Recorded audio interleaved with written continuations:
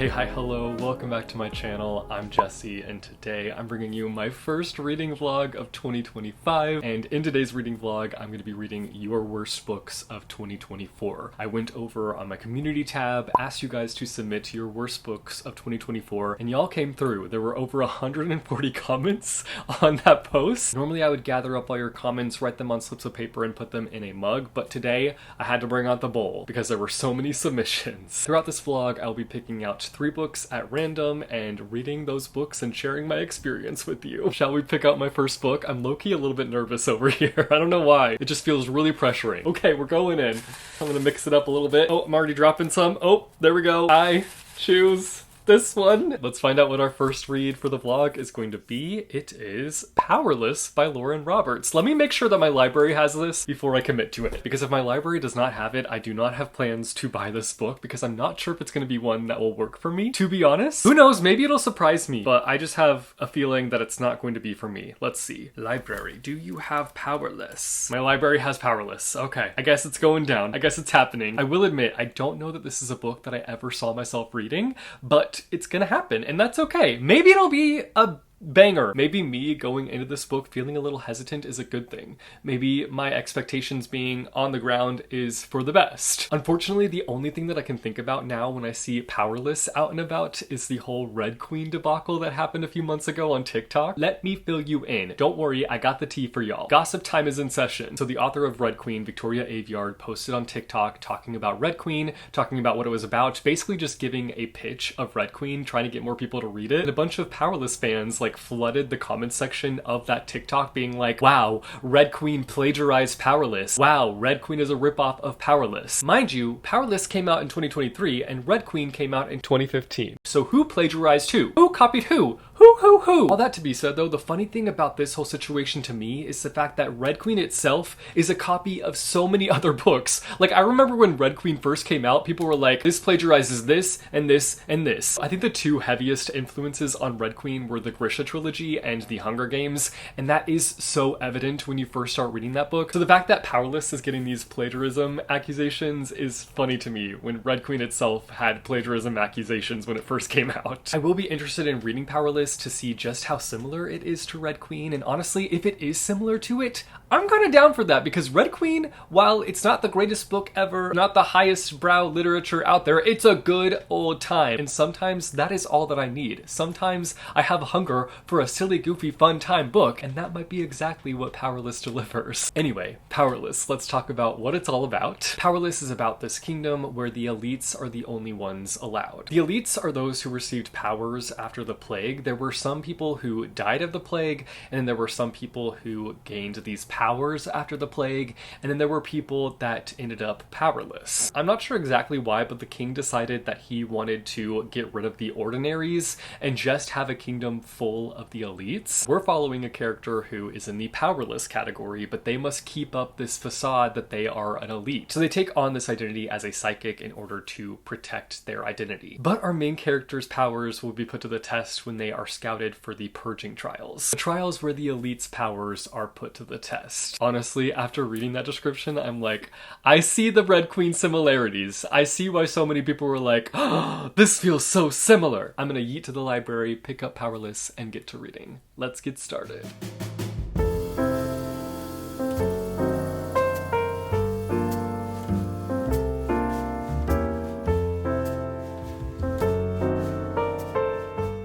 Reading update time. I have made decent progress in Powerless. I've actually read quite a bit. Can you see that progress? I'm on chapter 40, page 346, so we've been doing some work in here. I clocked in, and I've been reading up a storm. I will say, I got the Red Queen comparison very early on. Like, it is so similar. So similar. I'm like, am I reading Red Queen fanfiction? No, it doesn't quite feel like fanfiction. It feels like somebody was like, I'm gonna write my own version of Red Queen and publish it. We've got the heartthrob brothers who are giving angst. They're giving bad boy energy. We've got a society obsessed with status and power. We've got this secret society, this secret organization that's trying to take down that power. And that is what I feel like is the most similar to Red Queen. We've got a bit of a competition situation. So there's just so many things in this book that are so Red Red Queen coded. I was not expecting it to be as similar as it is because I heard that comparison, but I hear people make comparisons like that all the time. Like there will be books that have like a found family element and people will be like, it's Six of Crows, it's just like Six of Crows, and I'll read it and it'll be that one element that is similar to Six of Crows, but like Six of Crows did not invent a found family situation. That trope has been around the block a lot. Anyway, how am I feeling about it? I will say that it's been a bit of a hard read just because of the fact that I am comparing it while I'm reading it, but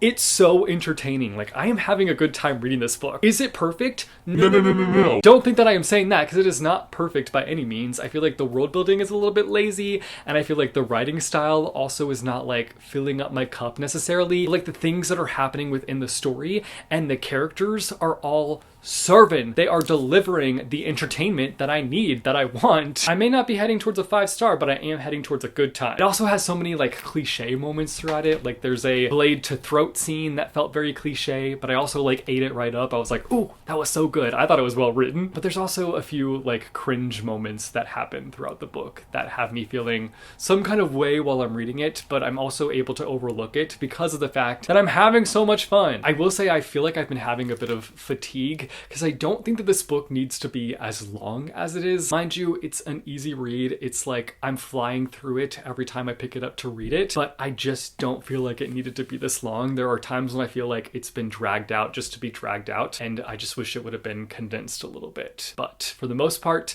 entertaining so far. I'm excited to keep reading, and I'm excited to see what happens in the end, and if the ending is a little bit different than the way that I'm expecting it to go. Definitely planning on working my way through it today and tomorrow. I don't know what I have planned today, but I want to get out of the house. I feel like I've been cooped up in the house for too long. I've been having a hard time wanting to leave the house because it's so cold right now, and during cold season, I just don't want to leave the house. I just want to stay inside under a blanket and rot in my bed, basically. But I'm gonna choose to leave the house today and get outside and get some sunshine, because the sun is shining today and I need to take advantage of that.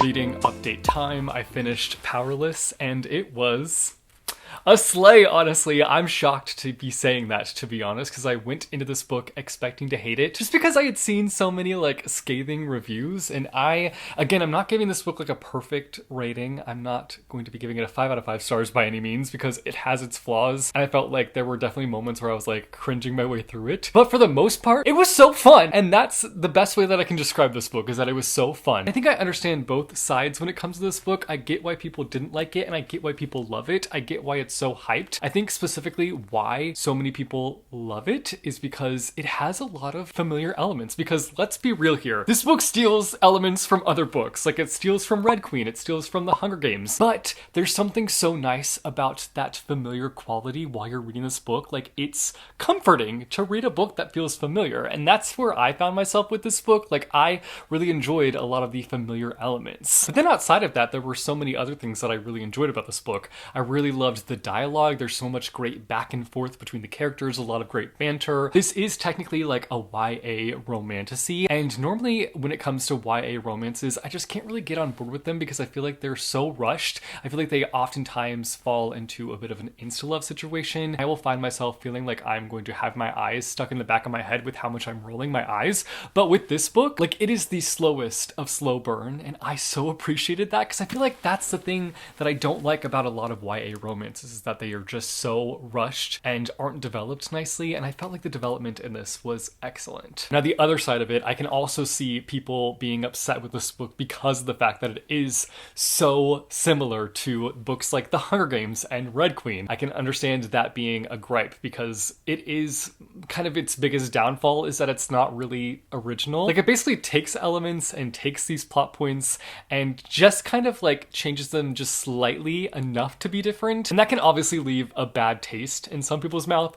So like, I understand that. I also understand that like slow burn is not for everybody when it comes to romances, and that can be a big gripe. And it does have a lot of cliche moments throughout it. So I also can understand like that side of it, but I think I was just able to just enjoy myself outside of like comparing it the whole time I was reading it, because let's be real, the whole time I was reading this book I just could not help but continue to make comparisons, being like, oh, this is like that book, this is like that book, oh, and that reminds me of this. It was a struggle, I'm gonna be honest, but I still was able to just enjoy myself and have a good time, and I think that that's okay. I can reflect on the fact that this is by no means a perfect book, but still enjoy myself while reading it. So I ended up landing on a 3-star rating. I think that that's pretty solid. It's a book that I would recommend if you are somebody who loves Red Queen and loves The Hunger Games and wants a book that is basically those things, because that's what this book is. It is those things morphed together, slightly changed. And when I mean slightly, I mean slightly. Like, there are so many similarities that I went over, obviously. It's time to pick out my next read for the vlog.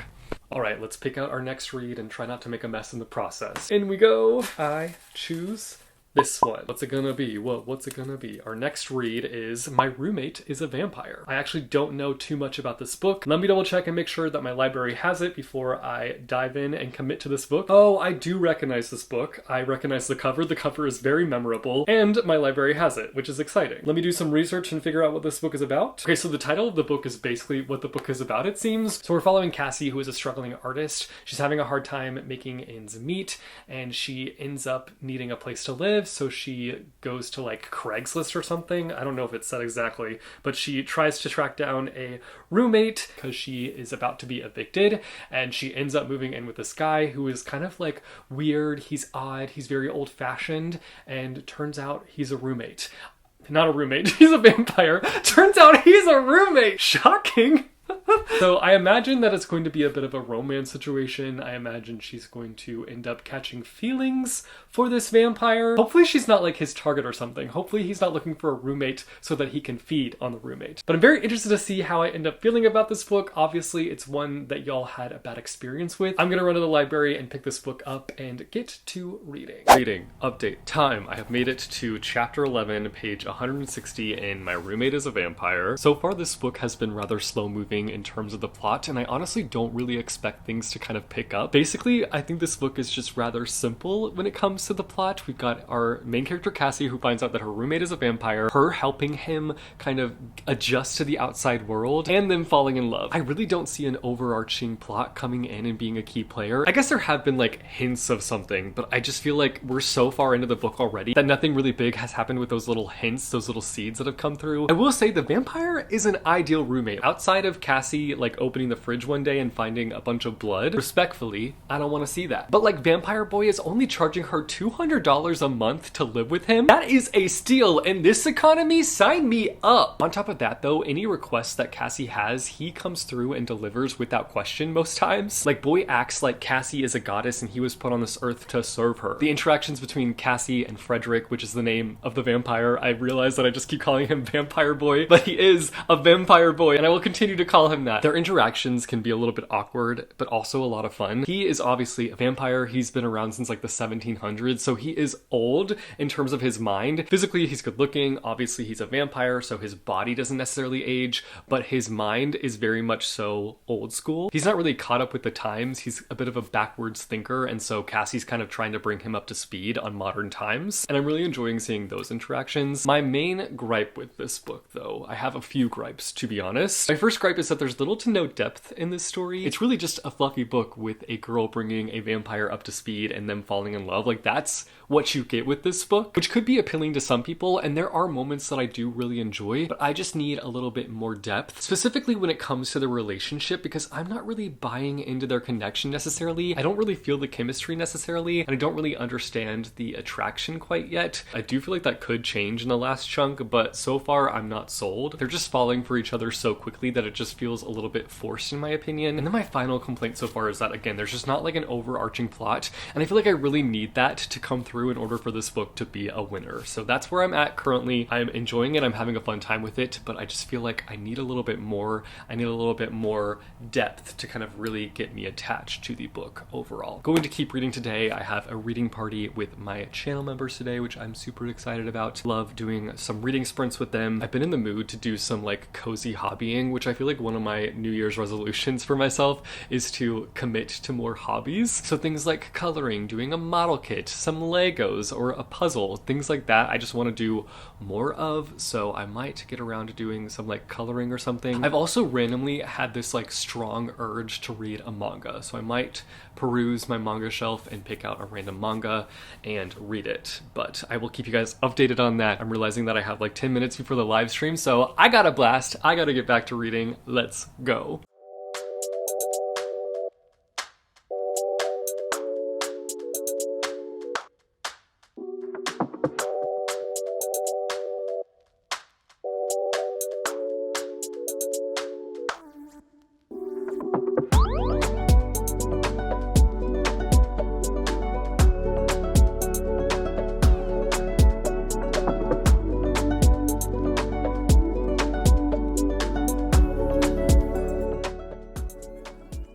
Reading update time. I finished reading My Roommate is a Vampire. This book ended up having a lot of fun moments. Like, there were moments where I was like chuckling while reading it, but I think in the end it just did not really leave much of an impression on me. I think that the ending itself just really let me down and had me sort of like rolling my eyes. We do end up getting a bit of an overarching plot eventually kind of woven in, but I think the resolution that happens with that just really killed the vibe for me, killed my enjoyment of this book, because it's just so cheesy the way that things are resolved, and I just could not get on board with it. Mind you, it was not the conflict at all. Like, the conflict was rather believable. It's just how the main character was able to kind of like solve it had me rolling my eyes, you guys. Anyway, some of my favorite funny moments. We've got this vampire who is a bit of a Swiftie, which I thought to be really funny. He's almost like a robot when he talks about Taylor Swift. It's like he did a Google search and copy and pasted all the information he found and just like spits it out when talking about her. Speaking of Google searches, one of the chapters starts off with Frederick the vampire's Google search history. It says,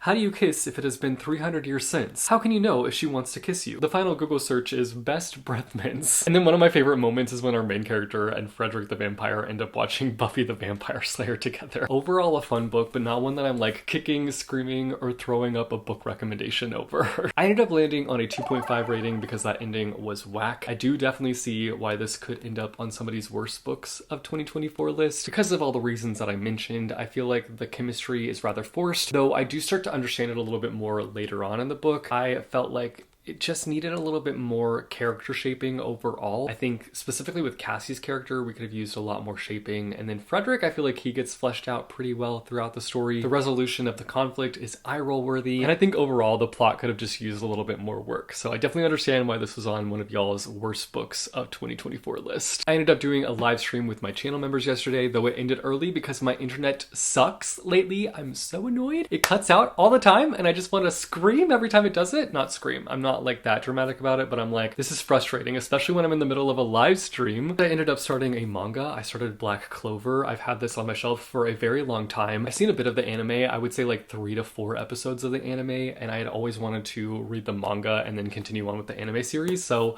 will I do that? Who knows? But I'm super excited about this. I love the characters in this one so far, especially because we have like conflicting personalities. I always find that to be such a fun dynamic to follow. I'm excited to get deeper into this manga and see how it develops. It's time to pick out our next and final read for this video. Hoping for something good here. In we go. Try not to make a mess. I'll pick this one. A Tempest of Tea. Ooh, I'm actually excited about this. Let me double check and make sure that my library has it before I get too excited. Come through, library, come through. Success! They have it, and they have it at the one that's really close to my house, which is exciting. I believe we've got another vampire book on our hands. I don't know too much about this book. What I do know about it is that we are following a character who runs this tea house, and I believe the tea house element is sort of a front. It's a disguise, because in the nighttime it transforms into a blood house for vampires. I believe we're following the owner of this cafe slash blood house, and she ends up getting threatened. Her business is threatened, and so she has to form an unlikely alliance in order to protect herself and protect her place of business. This book was actually on my 2024 most anticipated list, so I'm excited to read it.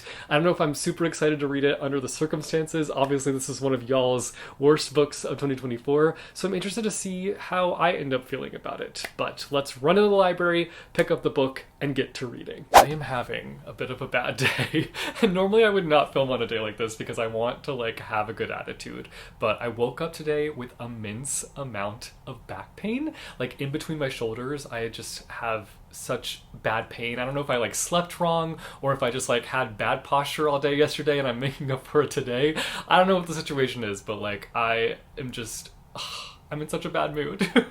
My back is just affecting me mentally. So if I'm not coming off in great spirits, I apologize. But I thought that I would just show up because I just don't want it to get me down anymore. I'm tired of just being in a bad mood. I've been in a bad mood all day. Because when your back is hurting, it's all you can think about. I have not been able to get anything done today because all I can think about is the fact that I have pain in my back. So I'm gonna just ignore it. I'm not gonna let it get me down, and I'm gonna move past it. Anyway, enough about my back pain. It's reading update time. I have made decent progress in A Tempest of Tea. I am on page 198, and I just got to Act 2, Past and Future. Killing it, slaying it, just like my back is killing me, slaying me. I'm slaying this book. That being said, I feel kind of in the middle about this book. There's a lot that I love about it, but I just feel there's something missing.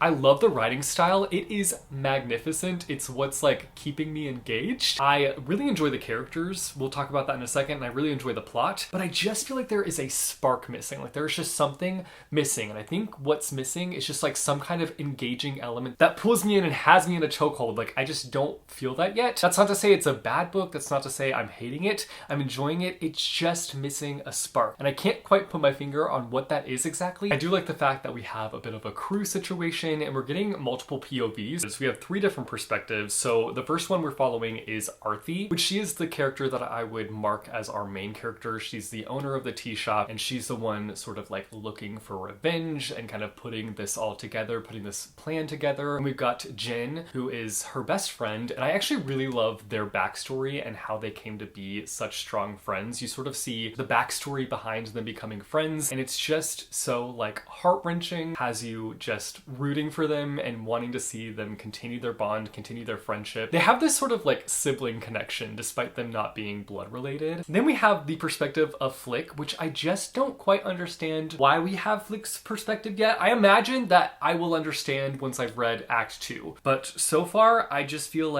she's giving nothing. She's adding nothing to the story. Arthi and Jen are carrying this book on their back along with all the other side characters. I just feel Flick is just kind of there. I will be very interested to see why it was so important for Flick to have their own chapters. I just need to know. The plot is somewhat interesting, but I feel it's the thing that I just feel the most disappointed by. I'm sure that things are going to start to pick up because we sort of have a plan in place of what's going to happen. So essentially what is going on in this book is that Arthi owns this tea shop, but they're basically facing eviction because the landlord has sold the property. Now Arthi is kind of forming this plan, forming this group. She forms an alliance with this guy named Laith, who I think is one of the most interesting characters in my opinion, which we'll talk about in a second. But they're forming an alliance to go and track down some kind of bargaining chip, essentially, is what's going down. Laith is one of those characters where you don't know where they stand. You don't know if you can trust them throughout the story. And I love that kind of character, that character where you never know their next move, never know if you can fully trust them and fully get on board with them. I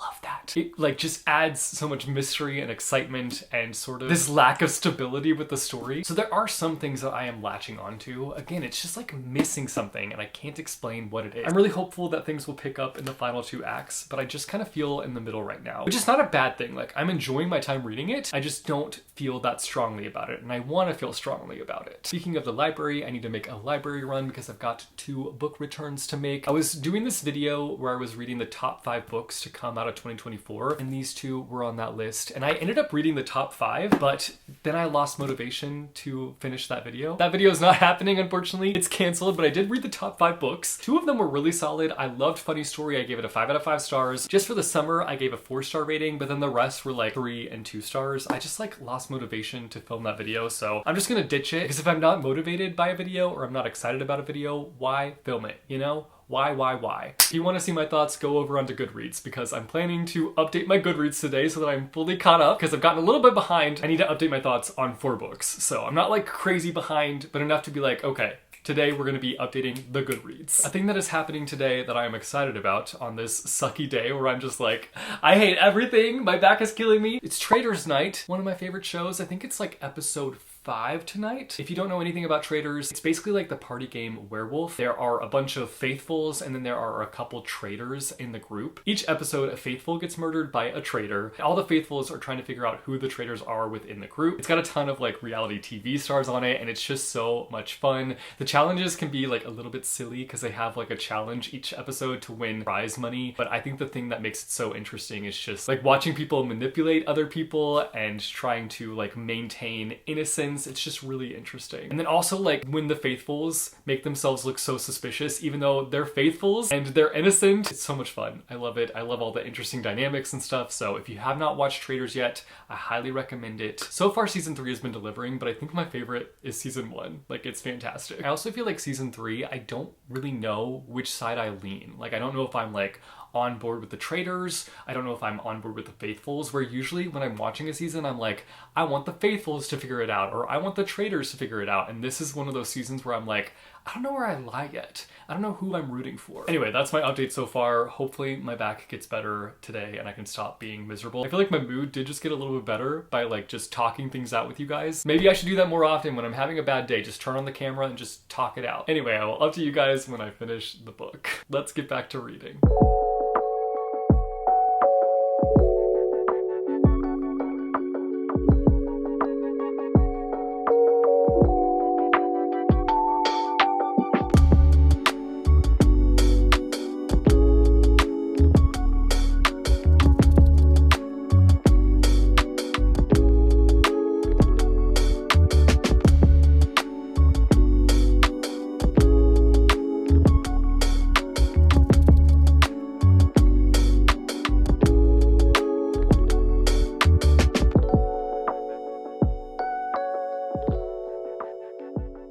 Reading update time. I ended up finishing A Tempest of Tea, and while this book is not necessarily going to end up on my worst books of 2025 list, I am feeling disappointed by it. I just think I was expecting something a lot different. I feel like the description is a little bit on the misleading side of things personally. And I think it did have a lot of promise in the beginning. It lays a lot of like really nice groundwork. Like a majority of the book is the characters planning out things that they are planning to execute. And I thought we were going to end up in a really cool and engaging place with the plot, but I felt like the plot was more so just planning and a lack of action. And I wanted the action. I wanted the interesting bits that they were talking about to happen, but it just felt like they just were having the characters meet up, have meetings, talk things through, and there was a major lack of the execution part. I personally think that Act 1 should have been condensed a little bit because I believe it's the longest of the acts. I think it should have been condensed and we should have gotten a little bit more cushioning with Acts 2 and Acts 3 because I felt like those weren't fleshed out as much as Act 1 was fleshed out. And Act 2 and Act 3 is where things could have really shined, really could have like executed the plans and really just done this book justice, but it falls flat. It really falls flat. I also was pretty annoyed by the romance development that occurs in this book, just because I felt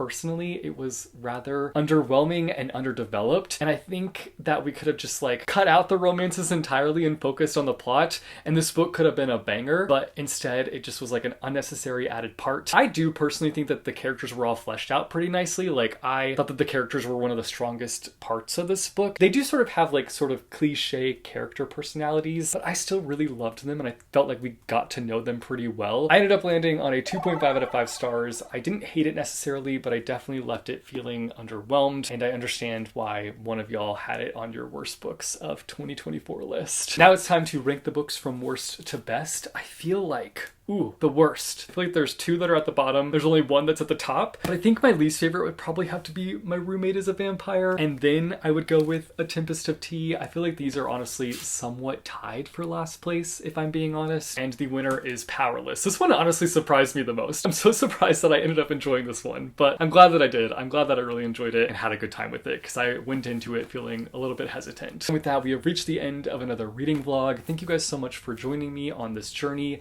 Let me know down below in the comments if you have read any of these books and what your thoughts were on them. If not, then let me know down below in the comments what you're currently reading. What are you currently working on? I am getting ready to start my next reading vlog where I will be reading y'all's best books of 2024, because I didn't only want to read your worst books, obviously. I want to read the books that you guys are loving as well, but I thought that I would get this concept out of the way so we can move on to some positivity. If you like this video, be sure to go and hit that like button. If you want to see more bookish content from me, be sure to go and hit subscribe or go and hit that bell icon and you'll be notified every time I post new videos. As always, thank you guys so much for watching. I hope your day is bright, that tomorrow is brighter. Keep reading what your heart desires, and I will see you soon with a new video. Bye, yo!